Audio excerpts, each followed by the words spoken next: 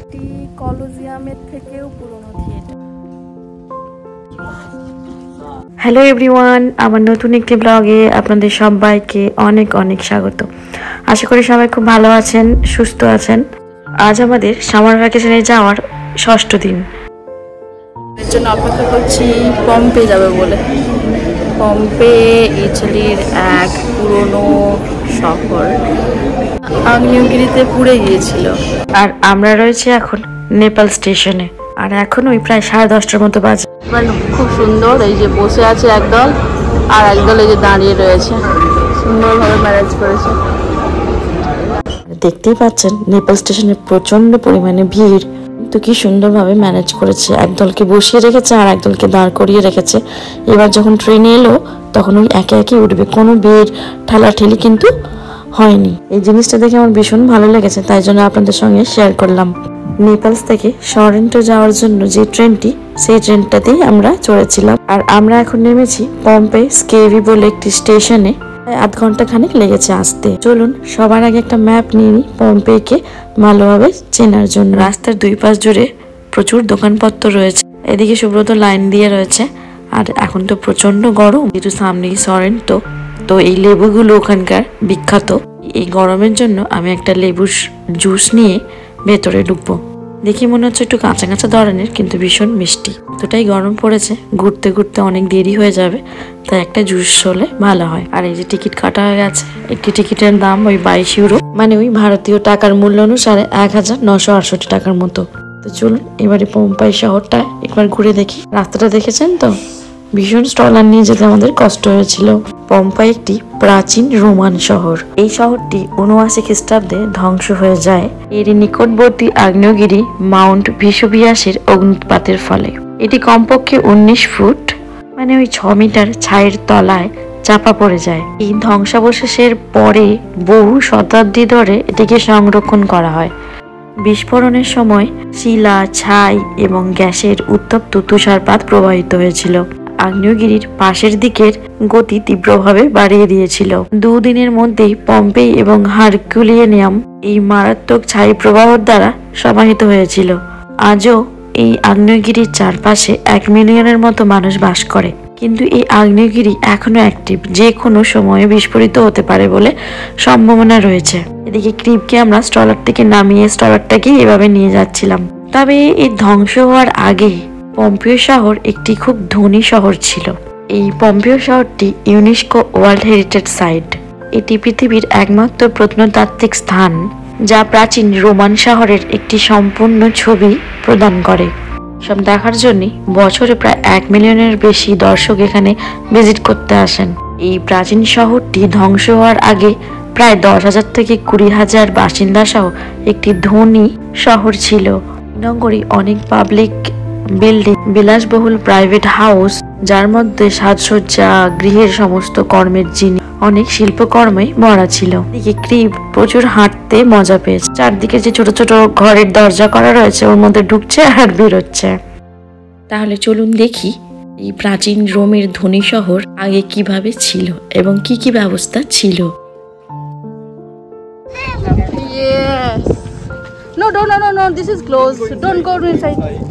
আর এই যে বাড়িটি দেখা যাচ্ছে, এই বাড়িটি হলো কাসা দি ট্রিপোটোলেমাসের বাড়ি।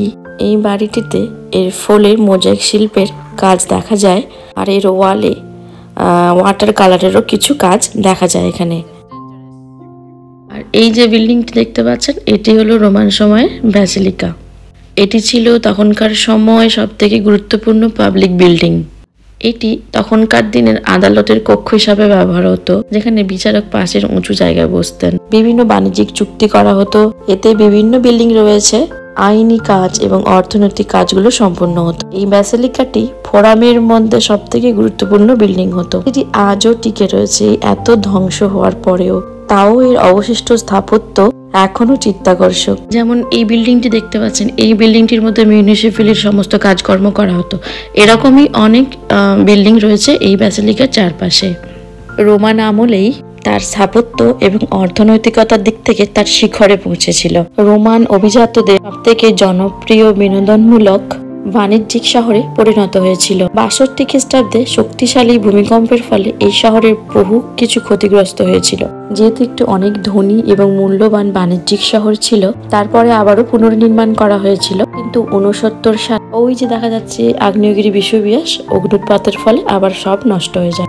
কোনো যেসব স্ট্রাকচার রয়ে গেছে সেই সব দেখলেই আপনি বুঝতে পারবেন তখনকার দিনের ঘরবাড়িগুলি কেমন ছিল। আর মোজাইক শিল্প ও স্থাপত্যের কাজগুলি ভীষণভাবে লক্ষ্য করা যায়। তাছাড়া এরকম অনেক বিল্ডিং রয়েছে, তার দেওয়ালের কারুকার্য এবং দেওয়ালের পেন্টিং দেখলেই বোঝা যায় তখনকার দিনের ব্যবস্থা। তবে এই পম্পেই নগর ঘুরে দেখতে গেলে আপনার কাছে অনেকটা পরিমাণের সময় থাকা দরকার। এটি ঘুরতে আপনার তো প্রায় 6 থেকে 7 ঘন্টা লেগেই যাবে।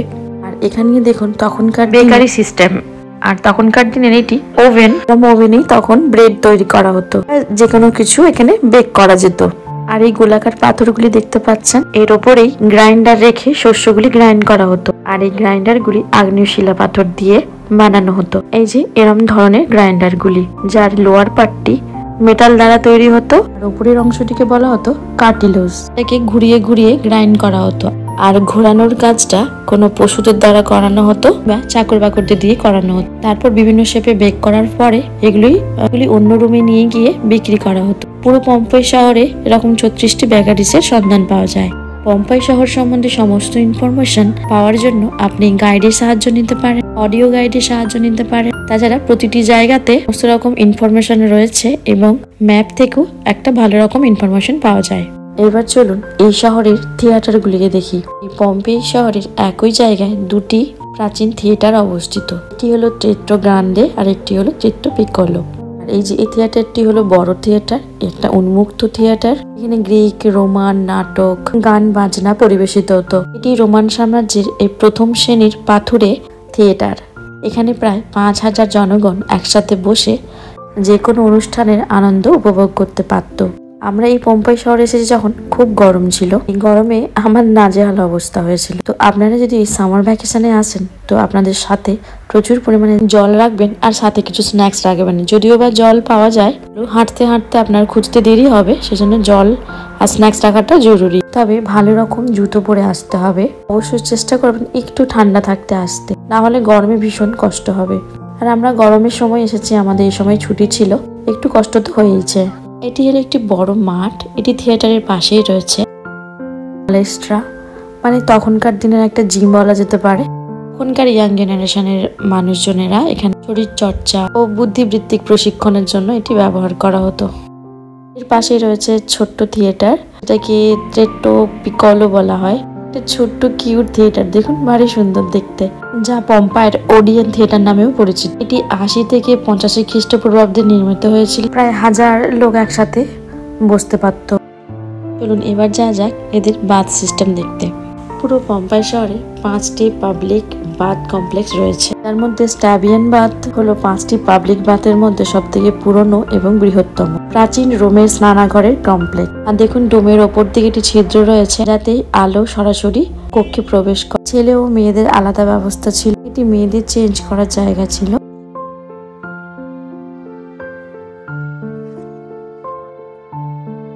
আর এই ঘরটি হলো কাসা দেলা আমান্তি, এটিকে হাউস অফ দ্য লাভার্স বলা হয়। এই রুমটি 2nd ফ্লোর, অলমোস্ট সম্পূর্ণভাবে প্রিজার্ভ করা হয়েছে।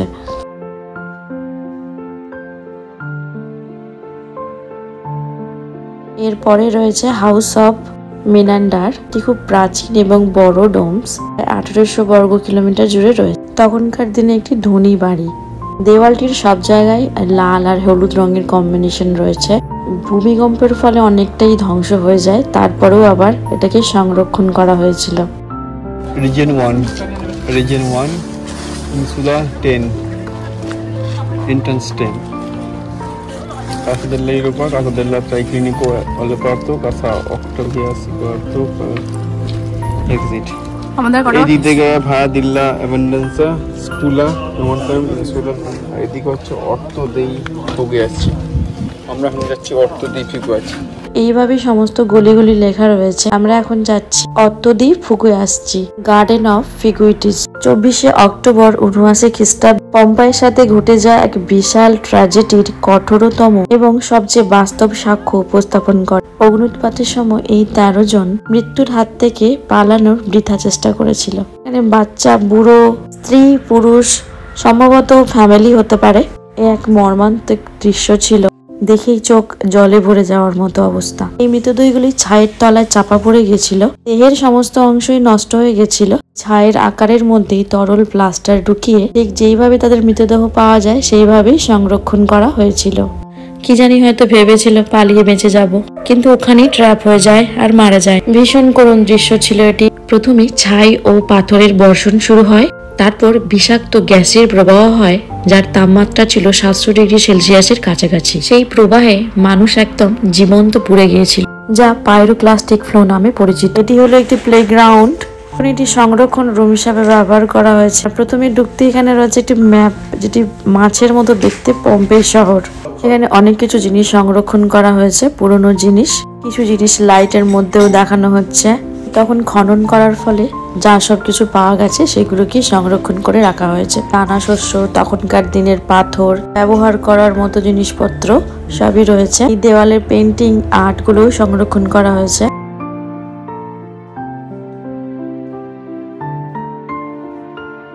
এগুলি তখনকার দিনের জিনিসপত্র, 2000 বছর আগে।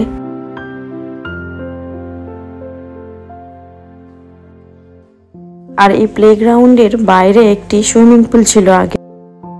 এবার এখান থেকে বেরিয়ে যাই। এখান থেকে বেরিয়ে বাইরে দেখতে পেলাম একটি বড় অ্যাম্পি থিয়েটার। আনুমানিক 70 খ্রিস্টাব্দে নির্মিত পম্পের এটা প্রাচীন অ্যাম্পি থিয়েটার। আর এই থিয়েটারটিতে বিভিন্ন গেম প্রতিযোগিতা হতো।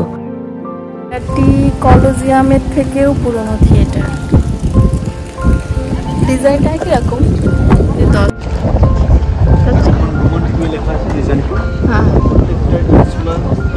প্রত্যেকটা ইনসুলা আছে।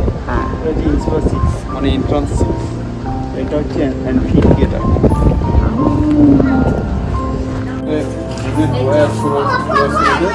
এখানে লাইভ আচ্ছা।